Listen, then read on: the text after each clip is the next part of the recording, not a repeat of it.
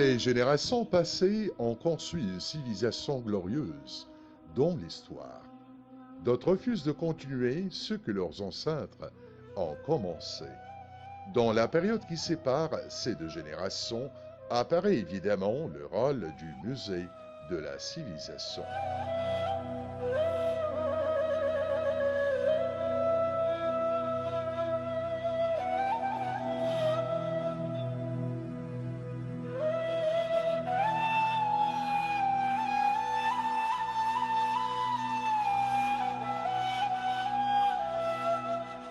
Un rôle qui met en relief cette communication historique. D'ici commence l'histoire, au musée de la civilisation.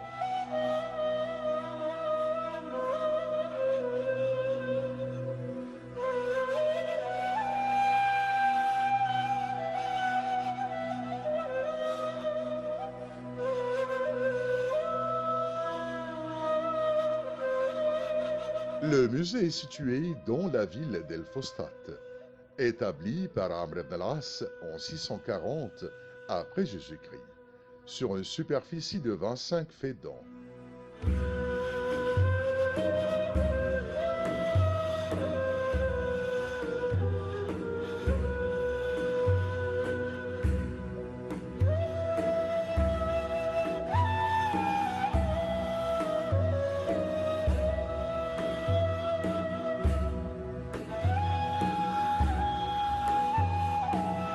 Le musée renferme un rare lac naturel, qui est celui de Ain al-Sira.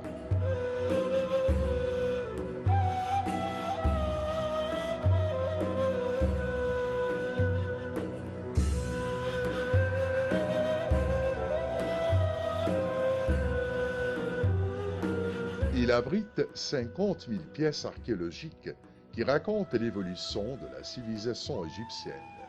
Il expose aussi les acquisitions des Égyptiens dans divers domaines de la vie depuis l'aube de l'histoire jusqu'à nos jours.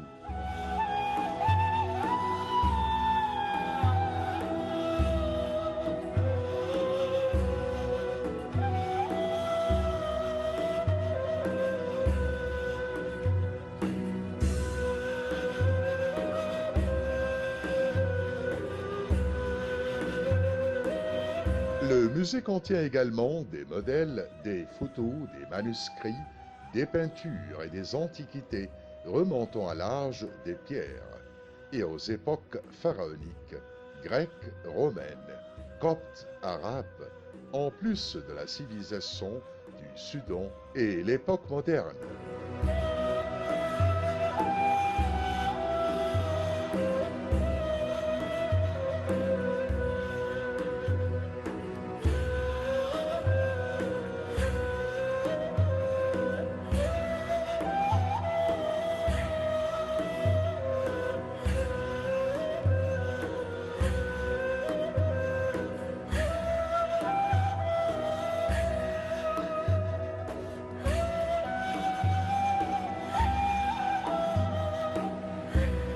Le musée présente la civilisation égyptienne depuis les temps préhistoriques jusqu'à nos jours, et ce en utilisant les approches multidisciplinaires.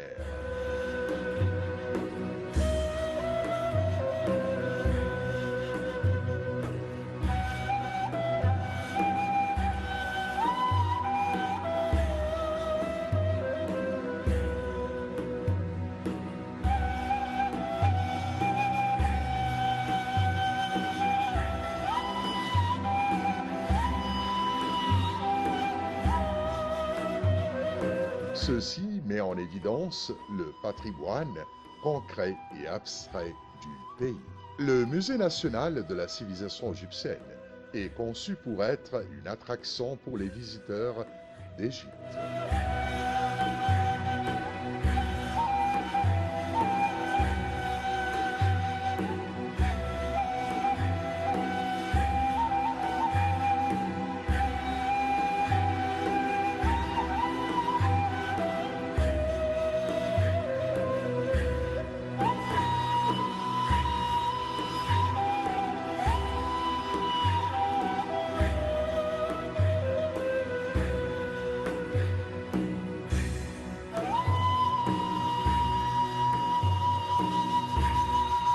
est aussi un centre de recherche et de préservation reconnu sur le plan international.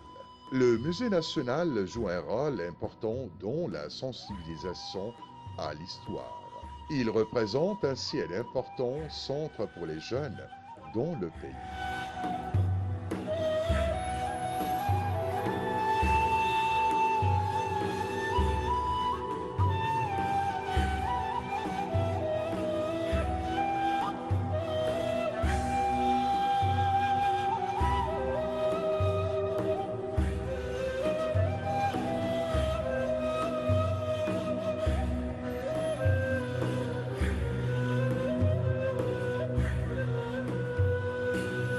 L'UNESCO présente le soutien technique au musée dans le domaine de la formation et du développement des expositions et d'autres domaines encore.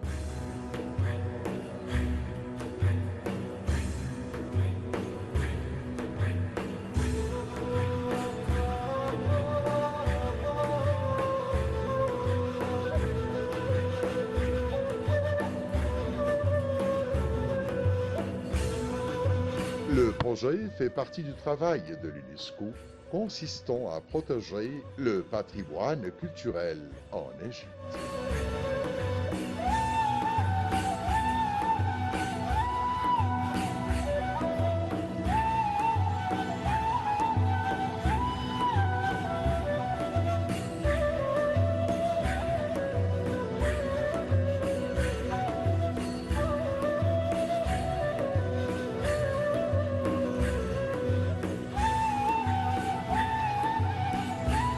Il remonte à plus d'un demi-siècle, lors du lancement de la campagne internationale pour le sauvetage des monuments de la Nubie en 1960.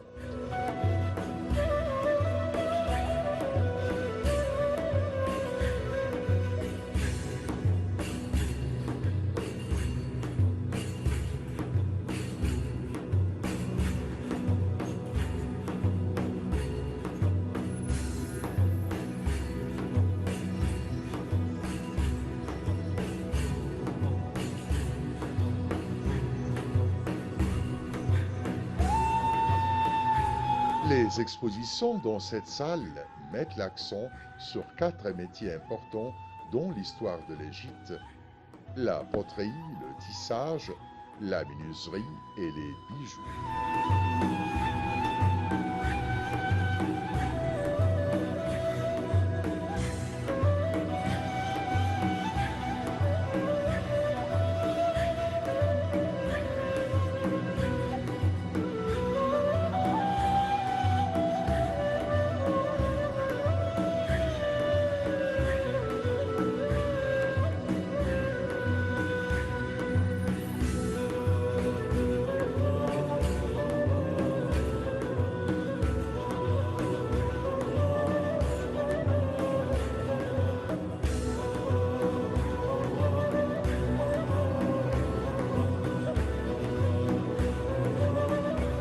Elle explique leur création, leur développement à travers les époques historiques. Ceci en exposant des œuvres antiques choisies dans les musées. Le musée égyptien à Tahrir, le musée du textile à la rue d'El Moès, le musée d'art islamique à Bab el-Khalq, le musée copte au Vieux-Caire, en plus des entrepôts du musée national de la civilisation égyptienne.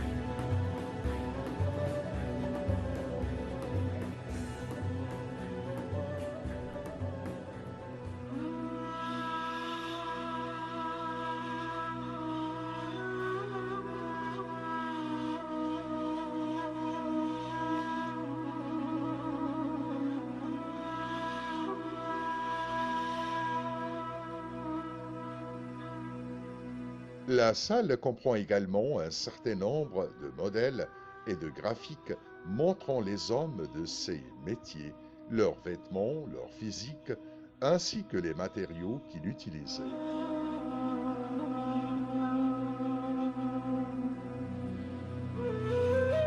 Cette salle est actuellement ouverte au public. Elle est temporaire et consacrée aux métiers en Égypte à travers les siècles avant Jésus-Christ, les périodes pharaoniques, islamiques et modernes.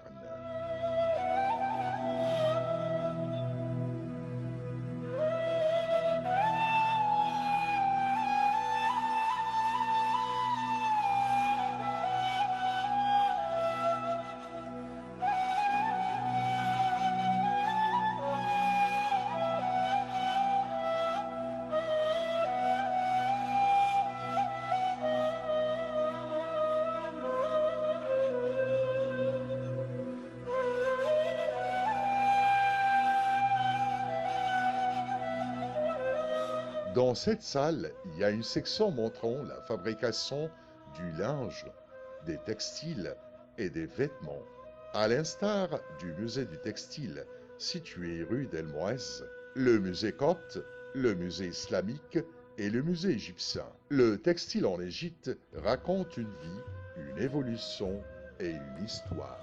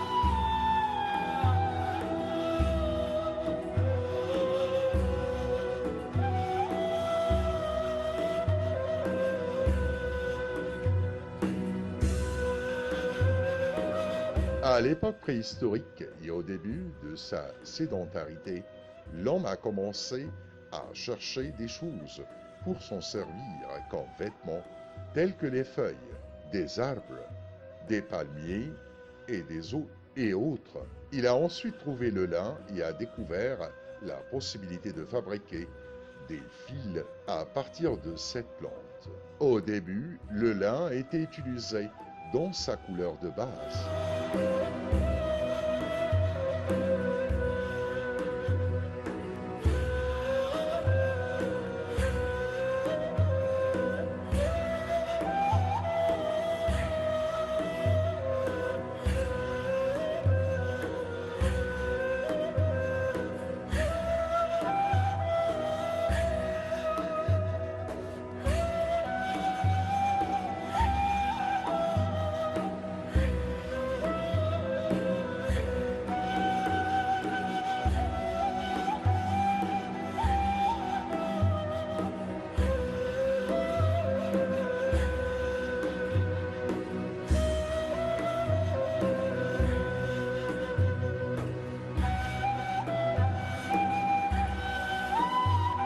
Et avec le temps, on a découvert une matière qui change sa couleur vers le blanc.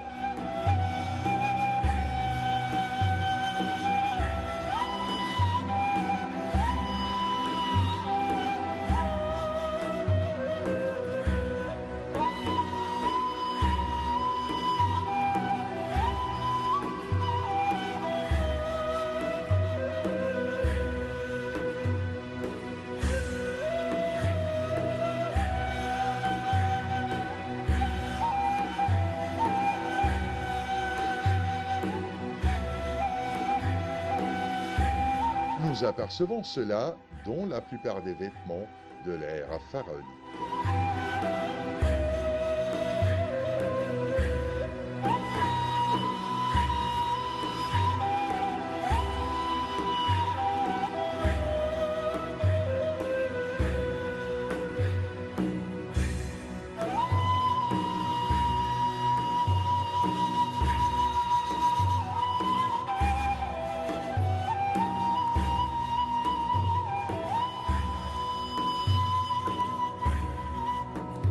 Les anciens Égyptiens ont maîtrisé la filature et le tissage du lin.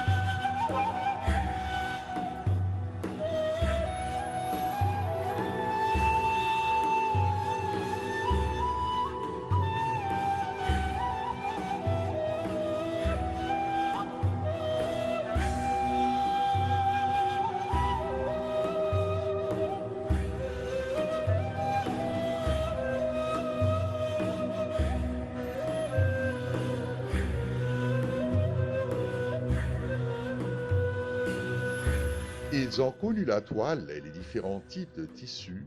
Ils bordaient leurs tissus en appliquant différentes méthodes comme l'aiguille, les perles en faïence et la pâte de verre colorée.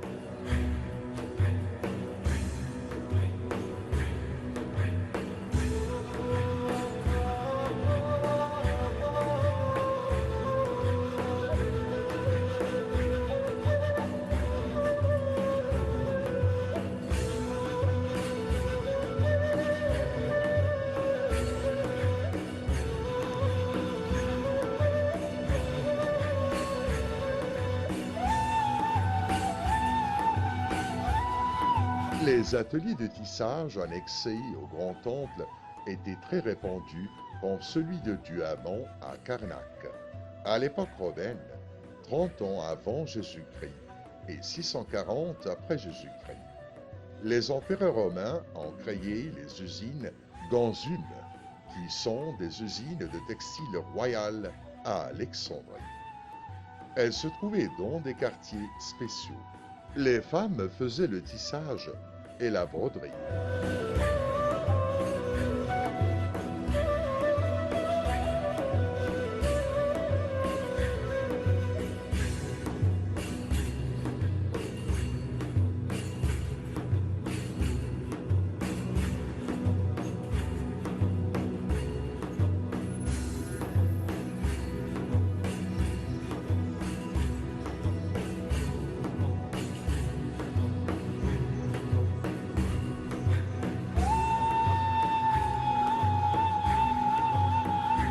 Avec le temps, l'être humain a découvert des plantes avec lesquelles il a pu teinter le lin et a coloré les vêtements d'une ou de plusieurs couleurs.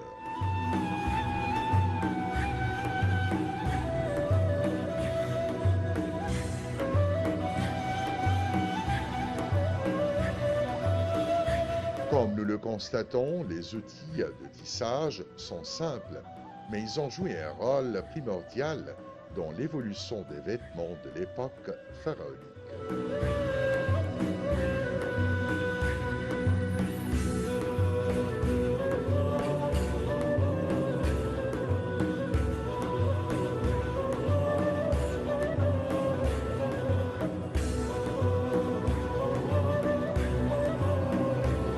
Le fuseau manuel répandu dans l'Antiquité égyptienne était constitué de deux parties, un axe et une fuséole.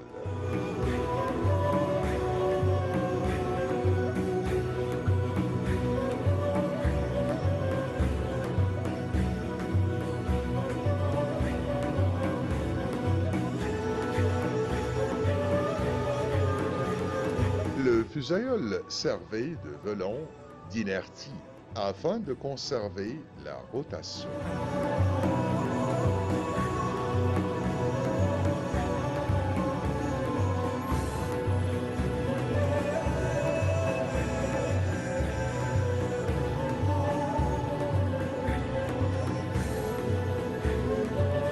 Les anciens Égyptiens se servaient d'une autre forme de filature, tournant comme la quenouille.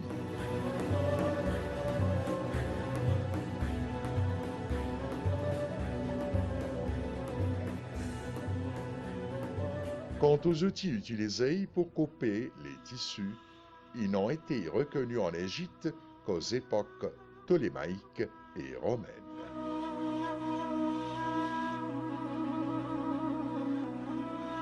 Notons que les archéologues se sont intéressés à l'étude des tissus.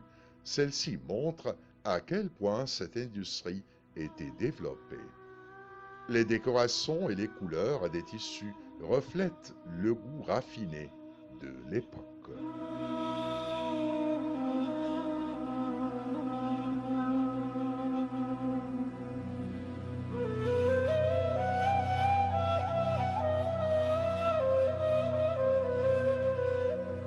Cette étude nous raconte l'histoire des tissus égyptiens.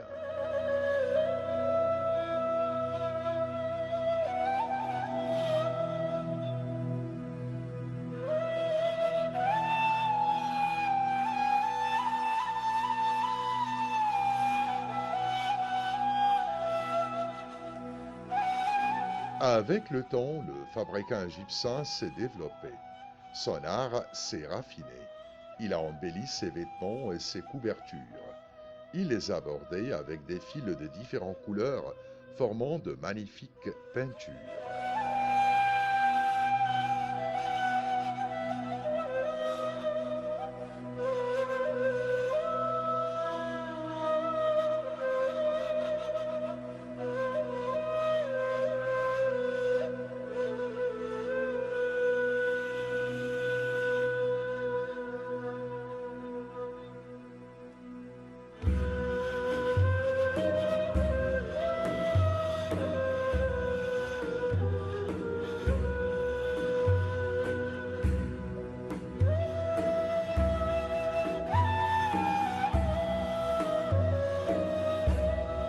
Nous apercevons des œuvres au musée de la civilisation qui décrivent la finesse, la précision et le savoir-faire de cette époque.